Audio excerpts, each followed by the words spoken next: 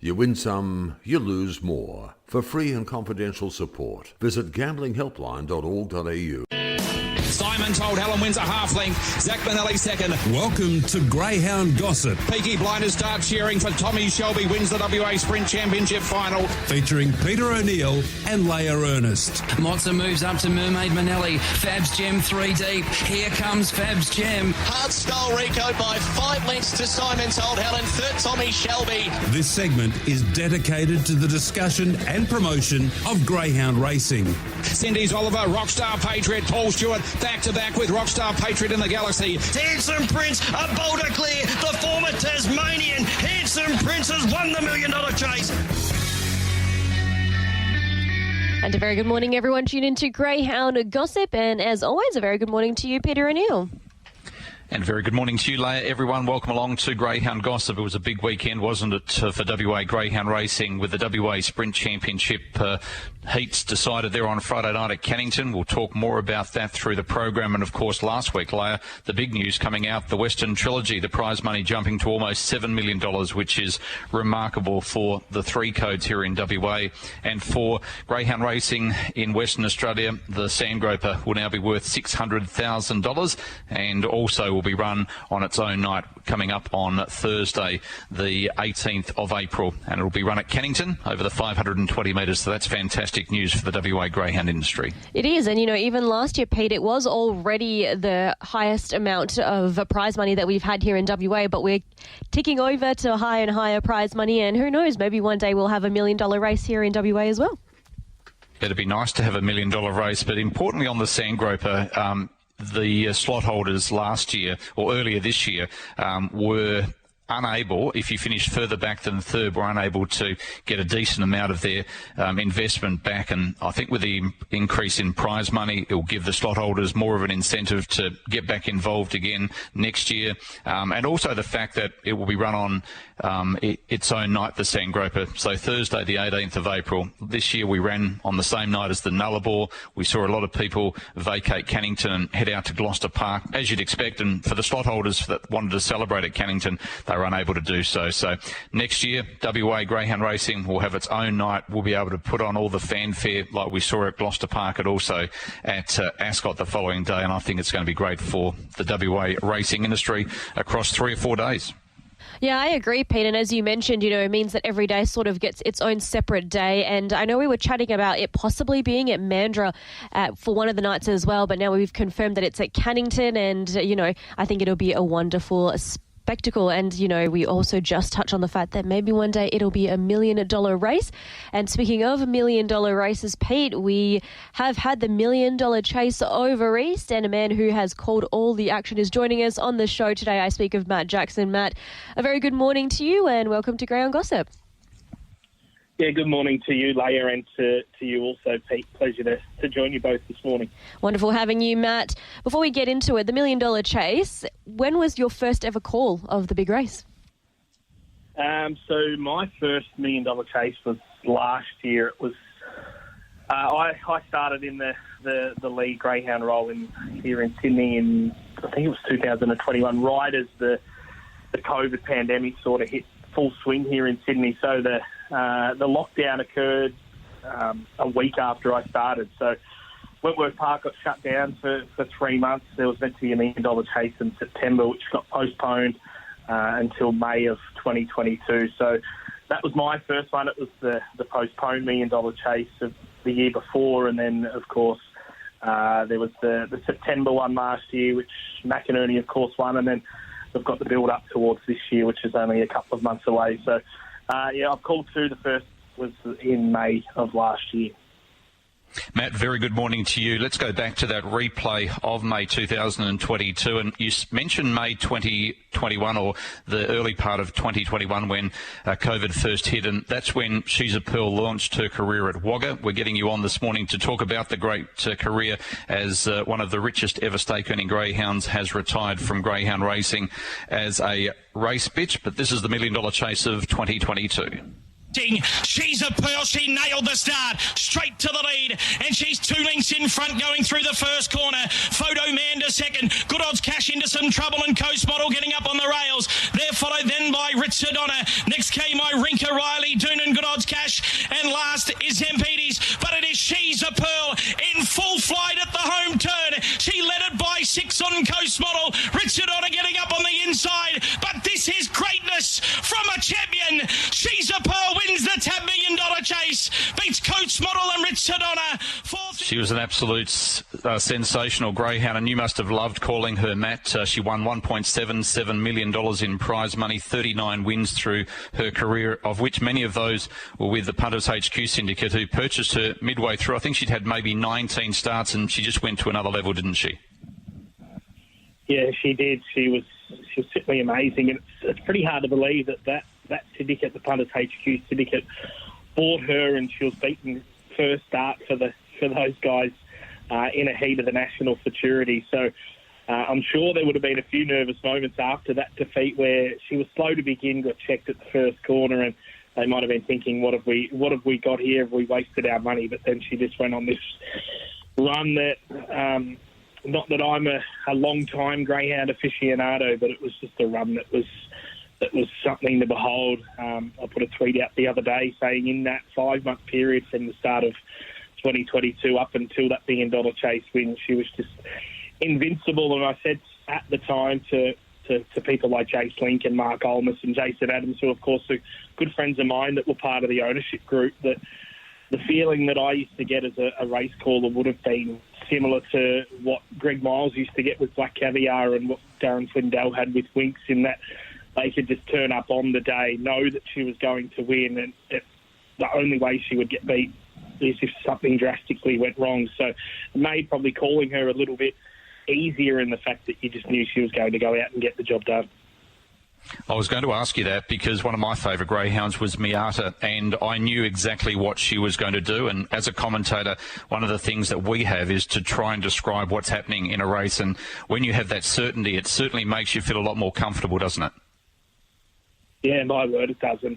And with Pearl, you just knew at the start of the race what she was going to do, and it was you just watched her at the start of the race thinking, is she going to step? But I don't know why we ever thought that she wouldn't, because in that 5-month period she seemed to never miss the start, and generally it was a fait accompli. She would lead, she'd just burn them off through that first turn in the catching pen, and then from there it was a procession. And a lot of credit must go to Annie and Jodie Lord. When she first went to those guys, she was probably a little bit vulnerable at the end of the 500, but over that 5-month period she got stronger and stronger as it went on, and to have that early speed that she possessed and then to develop that strength at the end of the race, that's why she was so good. And as she got older, you could see she was getting stronger. At the end she just lost a little bit of that early dash, but she was getting stronger as it went on, and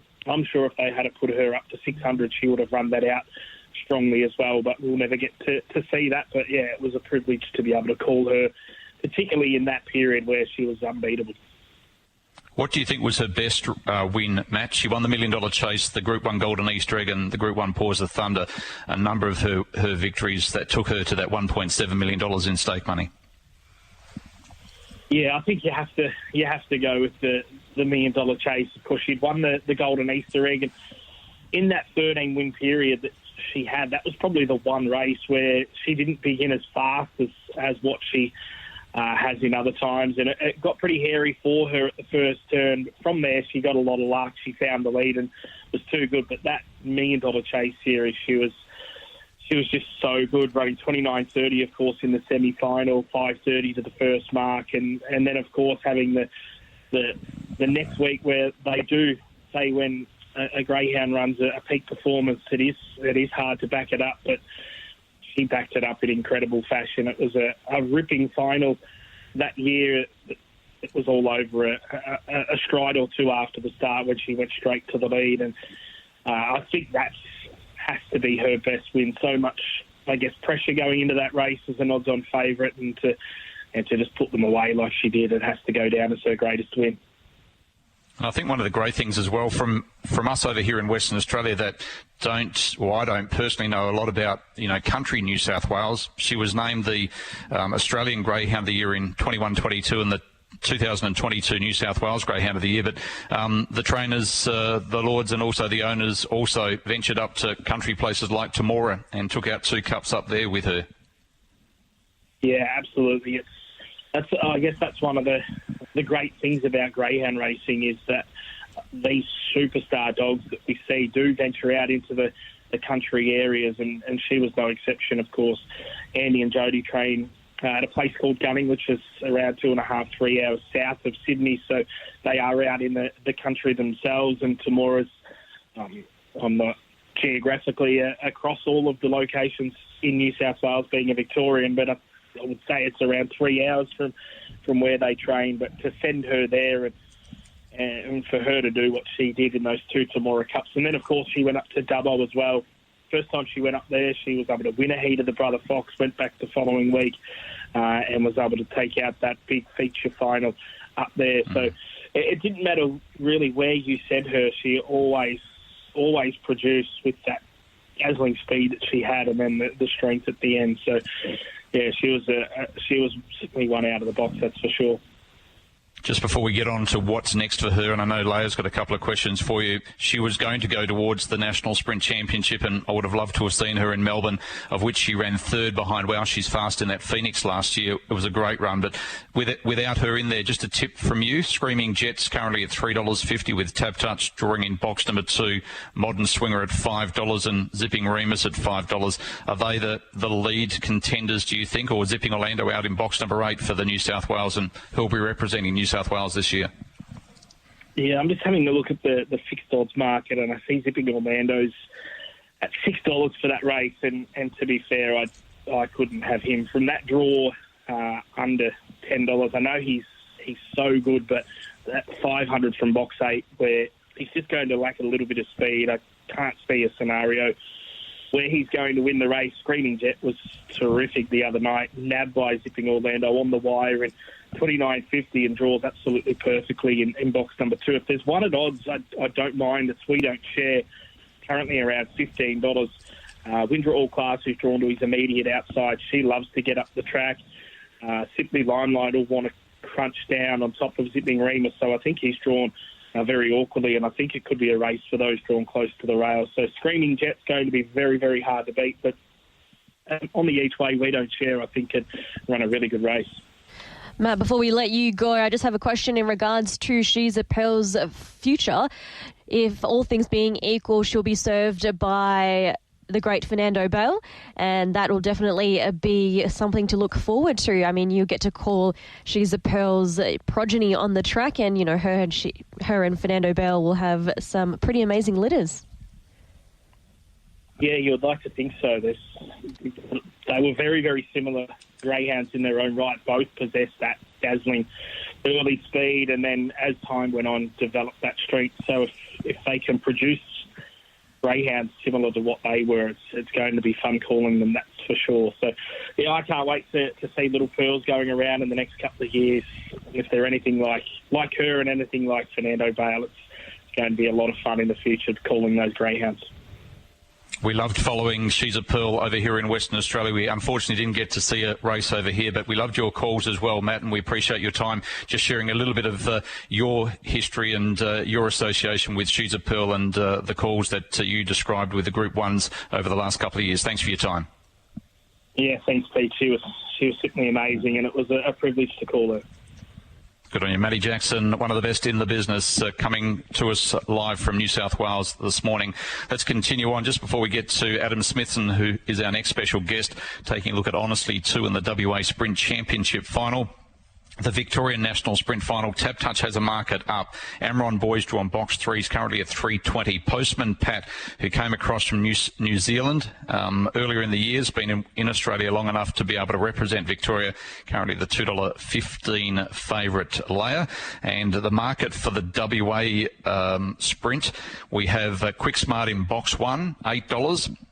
Sage to Neil, 13. West on Booney in 3, $7. Honestly, 2, $5. Flying Free to 9. Solidified at $5.50. Granite Song, $5.50. And Barbecue Man at $5. Wasn't it fantastic on Friday night to see Granite Song win for Diane Carmody? Of course, her husband John has represented Western Australia in the national sprint final before. He won with Einstein back in 2006, and he might have won another one with the Stayer as well. But a man who will be hoping to represent Western Australia again. He did it last year over in New South Wales, is Adam Smithson, and honestly too, qualifying for the final and drawn box number 4 on Wednesday night, and he joins us this morning. Adam, good morning. Good morning, guys. How are we? We're going very, very well indeed. You've represented Western Australia before, of course. You went across, I think it was last year, when Zarbel was runner-up behind Super Australia in that national distance final. What was that experience like for you? Yeah, it was fantastic. He sort of had the runs on the board over here, and we sort of went over there with not a lot of expectation. It was a big step up in class from where he was at the time, and no, he did everything right, and he ran a super race. It was a big thrill. And, of course, Throttle ran 4th behind Good Odds Cash in that New South Wales sprint last year at Wentworth Park. Honestly, too, didn't have a lot of luck there on Friday night, but a Greyhound has really done extremely well since coming across from the east. Yeah, exactly. She did everything right. She ran 5:40 odd early and just couldn't get across the 3 dog, and there was a bit of drama there, and she sort of lost her spot, but she did everything right. So if we can come out like that on Wednesday night and she can run that first split, she's more than in the race. So what are you expecting from her, and the way the box draw pans out? Do you think she's well drawn? Yeah, look, it seems to be a lot of the speeds outside of her. So if she can run 5:40 early and just put herself into the race and back up what she did last week and hopefully miss the trouble and not get caught in it, she'd be very hard to run down. But you look at the race, and I think there's probably a handful of dogs that all need to nail the start. So it's going to be on early, and I'm just hoping she can have her best box manners. And if we looked at it probably 6 weeks ago, Adam, you'd agree with me that it's probably the 3 key leading chances at that point in time: Electrified, Elite Machine and Crumble Manelli. All of them haven't made it through to the final, so it really opens it up now for one of your greyhounds or one of the other runners to be able to represent Western Australia in a couple of weeks in Melbourne. Yeah, exactly right. Like you named those 3 dogs, they're really just the consistent top grade dogs over here that they do a job every week and they run time every week. There's probably a couple in the race on Wednesday that they can run the time. They're probably just not as consistent as those the stronger dogs out there that have got the runs on the board. But on their night, they can definitely run. And how's the rest of your team going along at the moment? Yeah, the team's going good. It's a couple of slight minor hiccups for Beechridge coming back. His run was super when he did come back, but we just had a hiccup last week. So we're hoping, and he's on track to hopefully be back for the Peter Thomas. All right, we wish you all the best of luck going forward into Wednesday night. Let's hope you might be heading across to Victoria in a couple of weeks' time. Yeah, fingers crossed. Thanks, guys. Good on you. So Adam Smithson joining us to have a look at the WA Sprint Championship final on Wednesday night at Cannington. And just before we go to our next special guest, let me see if I can get a market up for us for the final of the WA Distance Championship. In fact, I'll get that up. I don't think it's there, Pete. I have had a quick look, unless I had a dodgy look, but... Yeah, you might have had a dodgy look because I did see it there earlier on, and if it's not there, I'll make it up because the market that was there earlier on, here we go. So it's race number 5 on Wednesday night, and with Tab Touch, Clifton Cruise has drawn box 1 at $7, Blessed Doll 21, King Tommy second up over the 715 metres at $2.60, Speed Freak at $15, Superman keeping 17, Corborn Rose is out in 6 at $9, Ballistic Ant 41, Couch Surfer $2.40 favourite. So Chris Holz has the 2 favourites there. Leia, which way would you be going? The experienced Couch Surfer or the young Tommy Shelby pup in King Tommy? Honestly, I would go King Tommy, Pete. I think his performance recently has been phenomenal, and I don't think the draw's that bad either. So for $2.60, I think King Tommy is a good chance. All right, let's go to our next special guest, and we're about to be joined by Kody Charles. It would have been a real special win for Kody and also his wife Brittany on Friday night, because Sage Tennille, who got up at big odds, is named after their daughter, and Kody's about to join us online. Kody, good morning.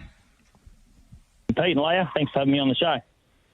Nice win for you on Friday night. Bit of a surprise, was it? Yeah, certainly. It was a very nice win, and it certainly was a surprise. She's really starting to put it together lately, and I thought we'll throw her in the deep end. Her form has sort of been from inside box week, like box 8, pretty much. No hope. I think I even said I'm scratching box 8, and she says, anything can happen. So we front it up. Well, she'd never won. She'd never won in 12 starts outside of box number 5, so she had that against her. She also had Electrified, who'd been in outstanding form on the East Coast and also here in Western Australia, drawn underneath her. So everything was against her, but she put in that really good run probably 3 runs ago when she went 29.63 in an easier race that showed that she's got a fair bit of potential. Yeah, she's obviously always showed us that she can run. Obviously, by getting that name, we made sure that we were naming something that was going to make the track and hopefully do her right. So she probably disappointed us early a little bit because, and I guess that downfall was her box speed. And she's a dog that really needs to find the fence. So she ran a real good run the week before that when she came out and run that sizzling time. Always thought she'd break 30, but to run 29.63 was a really big surprise. And then we went to Northam for the Dale Cup, and she ran a slashing time there of 29.17, and then she drew box 6 in the final. As you said, the statistics that you just said a minute ago didn't really go in her favour from box 6, and I thought it was going to be tough, and she got caught outside of a dog up there, and and sort of finished down the track. And then I thought we'll just throw her in the deep end because this bitch is still eligible for provincial grade 5. She hasn't even won a provincial grade 5 yet, so it was certainly thrown in the deep end, and it was a nice surprise. So, Kody, what do you think your chances are, her chances are in the final? I mean, you did say it was already a big ask for her going into the heats and you're throwing her into the deep end. What do you think about the final? She's certainly drawn much better this weekend, on Wednesday, sorry. So, box 2, drawn perfect. I just really want to see her get to the fence. Once she gets to the fence, she's obviously 12 the other day, so she's probably one of the stronger dogs in that event, but big races are won by box speed, so we're obviously relying on a little bit of luck. But I give her a chance. She's in it. She's drawn where she wants to be. She's only ever had box 2 once, and she won from that box. So let's just hope that we can. There's a bit of speed out wide. Barbecue Man's going to be pushing down. Hope we get a little bit of room early, and if she can get to the fence with a bit of clean air, I think she's in the race, and she'll give it a chance. Give it a show. Well, if she does jump like she has been at Cannington, she's certainly in it with a big chance, because Quick Smart and West on Booney have been running over the 600 metres and not normally have electrifying early speed. So you're right in this race. You mentioned the importance of the naming. So tell us, first of all, how you actually came about getting the pup, and then also about the naming. She wasn't a expensive pup by all means. I suppose it's a bit of a rags to riches story, really, with this little girl. We bought her from over east. Like I say, she wasn't an expensive pup. She got reared over east, and then she got broken in New South Wales. And I actually had a call from them and said, she's not worth taking home. She won't go. She just won't go. So I actually, funny enough, put her on Greyhound data for free as a giveaway. All right. She was up there for 2 days. No one contacted me about her. I was about to start breaking a litter of pups in WA at Eric's track, so I thought, well, if we can't get her a home over there, and I'm going to have to pay someone whatever amount, $100 a week, and could take 3 or 4 months before you get them on GAP, I'll just bring her home and give her a go here. It might be a cheaper option. So that's funny enough. She was on Greyhound data for free as a giveaway, and no one took her, so we brought her home, and me and Brittany done the basics at home behind the drag lure, and just sort of got to go on that way. Took her to Eric's, and I think I'd said to Joe, I don't know if she's going to go around or not, and I've been sort of drag luring her at home, and maybe we should, put the drag on the floor. And Joe Campana got the old mop head out, and we tied a long string on it, and I could drag her around his track, and she went around, and Joe, funny enough, said, I'll I'll pay the flight, for her, and I'll take her. But luckily I said no, and I guess the rest is history. And to the name, I suppose Tennille's a very sentimental name to our family. I had an elder sister that was born prematurely and passed away, and her name was Tennille Erin. So me and Brittany always wanted to, if we ever had a daughter, we wanted to name her middle name Tennille. So Sage Tennille was that name, and we named it that. And funny enough, we actually had a horse that we decided that we would call Tennille Erin, and Tennille Erin actually won us a Group 1. So it's certainly been a name that's meant a lot to the family and been lucky to us as well at the same time. So hopefully that story can continue.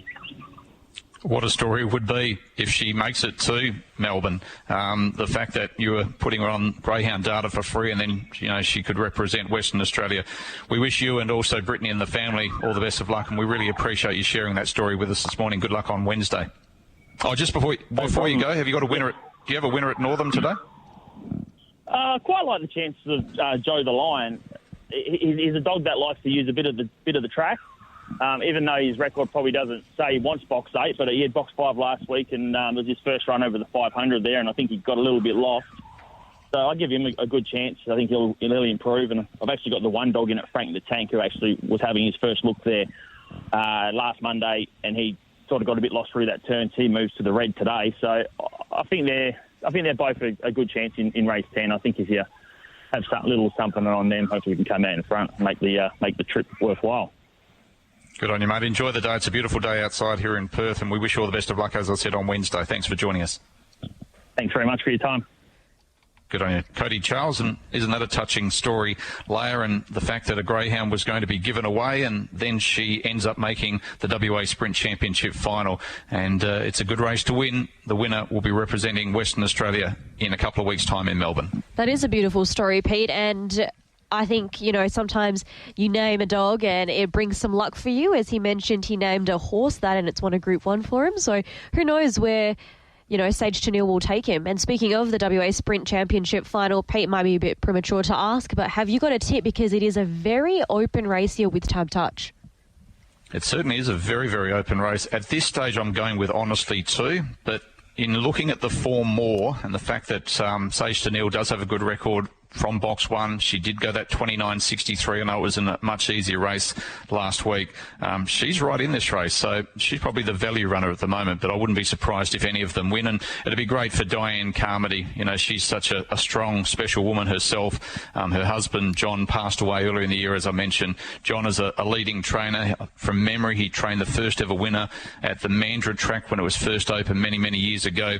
And if she could represent Western Australia, John would be smiling down, very proud of her, wherever she finishes there on Wednesday night. So there's some good stories, and that's the good thing about greyhound racing that we try and share, Leia, is some of these good stories. There's so much negativity about greyhound racing at the moment, and our industry needs to be more proactive, in my opinion, in getting these good news stories out into the general public, because most of the general public, in my opinion, don't mind greyhound racing, but they don't want to see cruelty to animals like we've seen in recent times with some of these social media that has been released. And there's so many good stories for the WA, or not just WA, but the greyhound industry as a whole, and we just need to share those and be more proactive in that.